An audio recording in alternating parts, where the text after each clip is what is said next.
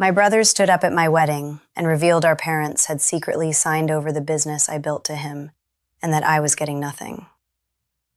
My name is Selena, and I am 31 years old, and the smell of white roses still makes something tighten in my chest, because that was the night my brother stood up at my own wedding reception and announced in front of every person I had ever loved that our parents had secretly transferred the company I built entirely on my own to him, and that I was receiving nothing, not a share, not a signature, not even the dignity of being told before he said it into a microphone in front of 200 people who had come to celebrate the best day of my life. We were seated at the head table, the long one draped in ivory linen with candles I had spent 3 weeks choosing, and my husband Marcus had just finished his toast, his voice warm and full of everything he meant, and people were still smiling, still holding their glasses, still in that gentle glow that comes right after something beautiful has been said. My brother Dominic stood before the applause even finished. He had always known how to read a room just long enough to find the worst possible moment to enter it. He tapped his glass the way people do when they want silence, and he got it, because Dominic had always been the kind of person rooms listened to, not because he earned it, but because he moved through the world with the specific confidence of someone who had never once been told no by anyone who mattered.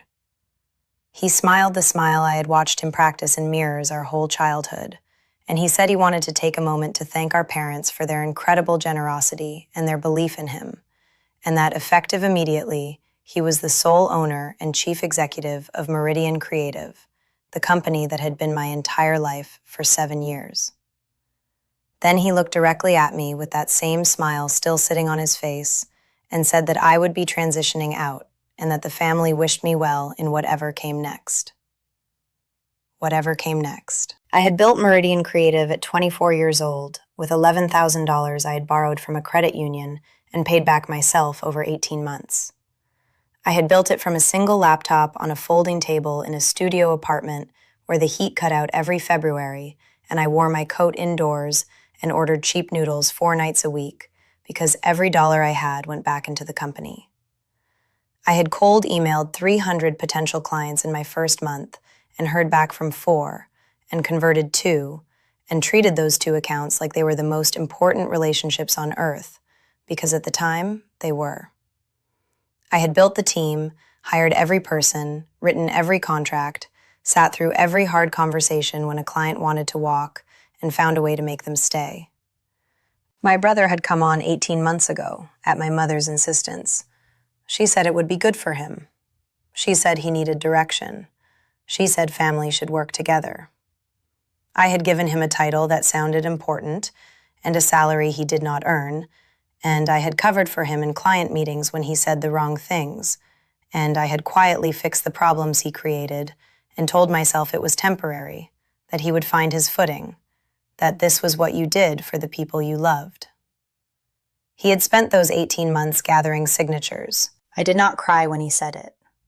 I want to be clear about that because people always assume the reaction must have been tears, and it was not. What happened inside me in the 3 seconds after he finished speaking was something quieter and much colder than grief. It was recognition. The specific recognition of someone who has been suspicious of a thing for long enough that confirmation feels less like a wound and more like a door finally opening so you can see clearly what was always on the other side. My mother was looking at the centerpiece. My father was looking at his hands.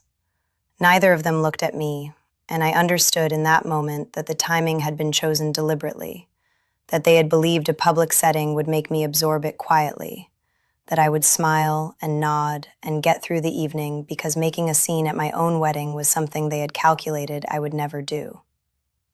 They had miscalculated. I picked up my glass. I took a long, slow sip of champagne, and I let the silence sit there, let it expand across the room until even the people who did not know what was happening could feel that something had shifted. Then I looked at my father, not my brother, my father, and I said, "Should I show them the documents now, or would you like to explain it yourself?" The room did not breathe. My father's face did the thing faces do when a person realizes the ground they were standing on has been pulled from under them. He opened his mouth. Nothing came out. Dominic's smile slipped just slightly at the corner, just enough for me to see that underneath the performance, he was less certain than he had appeared 30 seconds ago. I had known for 11 days. My attorney had called me on a Tuesday morning, 3 weeks before the wedding, and told me that someone had filed paperwork attempting to transfer controlling interest in Meridian Creative, and that the filing contained my father's signature and my brother's name. I had sat in my car in a parking garage for 40 minutes after that call. Then I had driven to my attorney's office and spent 4 hours going through every document, every filing, every record I had kept since the day I incorporated. I had kept everything. Every email, every signed agreement, every version of every contract. I had always trusted paper more than I trusted people, and that instinct, the one my mother used to call paranoia, had just saved my company. I had told Marcus that night because Marcus was my partner in everything, and he deserved to know. I had told him, and I had watched his face move through shock and anger, and then settle into the same quiet resolve I felt. We had decided together to wait. Not because I was afraid, because I wanted them to show me exactly who they were before I showed them exactly what I had. So when Dominic stood at my wedding and made his announcement, he was walking into something he did not understand was already finished. I reached under the table and Marcus handed me the folder. We had brought it because I had known something would happen that evening, even if I had not known precisely what. The folder had 15 documents inside it: incorporation papers showing my sole founding ownership, equity agreements never amended, a legal opinion confirming the transfer attempt had no valid authority because my brother had no signatory rights over a company he had never owned, and printed copies of 17 emails between my father and Dominic discussing the plan over the previous 8 months, including one in which my father wrote that the key was making sure Selena does not find out until it is already done. I did not stand up. I stayed seated because I did not need the height. I slid the folder across the table toward my father and I said, "You can start with page 3. The room by this point had completely abandoned any pretense of a wedding reception. 200 people were silent in the way that only happens when something real is occurring in front of them. My aunt had her hand over her mouth. My cousin, who had worked for Meridian for 2 years and who I had never told about any of this, was sitting very still with an expression I could not quite read. Marcus was next to me, not touching me, not because he was distant, but because he understood I did not need to be held right now. I needed to be steady. And I was. My father opened the folder. He turned to page 3. He looked at it for a long time without speaking. My mother leaned over to see, and her face changed. Dominic tried to recover. He said the documents were outdated, that things had been restructured, that there had been conversations I was not aware of. I said, "Tell me which conversation included me." He had no answer. I said, "Tell me which document has my signature authorizing a transfer." He looked at our father. Our father looked at the table. My uncle, my father's older brother, a man who had never involved himself in family business disputes in his life, stood up from his seat at table 7 and said loudly and clearly that what he was seeing looked like attempted fraud and that someone needed to tell him he was wrong. No one told him he was wrong. The voices started then. Multiple conversations erupting at once, questions being asked that Dominic could not answer. Relatives who had come to celebrate a marriage now processing something they had not expected to witness. My mother tried twice to redirect, saying this was not the place, saying we could discuss it later, saying today was supposed to be about family. I said the family was all here, which made this the perfect place. I said I had not chosen this moment. I said my brother had chosen this moment, when he stood up and spoke into a microphone at my wedding, and that everything that followed was his choice, not mine. Dominic said I was being dramatic. He said I had always made everything about myself. He said the company needed real leadership and that our parents had seen what I apparently refused to see, that he was the right person for it. I asked him to name our 3 largest clients. He named one correctly and got the other two wrong. Someone at the back of the room actually laughed. It was not kind laughter. It was the kind that comes when the distance between what someone is claiming and what is actually true becomes visible to everyone in the room at the same time. I told them all what I had never said out loud before. That I had founded this company alone at 24 years old with borrowed money and a borrowed desk, and that for 7 years I had built it into something real through work that nobody in my family had ever taken seriously because they had never taken me seriously. That my brother had been brought in as a favor I extended out of love, and that he had used that proximity to work with my parents on a transfer neither of them had any legal right to execute. That I had known for nearly 2 weeks and had chosen to wait until tonight because I had hoped, genuinely hoped, that one of them would come to me before it reached this point and tell me the truth. That none of them had. And that this was the last evening I intended to spend hoping they would become people they had consistently shown me they were not. My father finally spoke. His voice was quiet, and I had to lean in slightly to hear him. He said the company was legally mine, and always had been, and that the transfer would not have held. He said they had thought if it was presented publicly, I would accept it for the sake of appearances.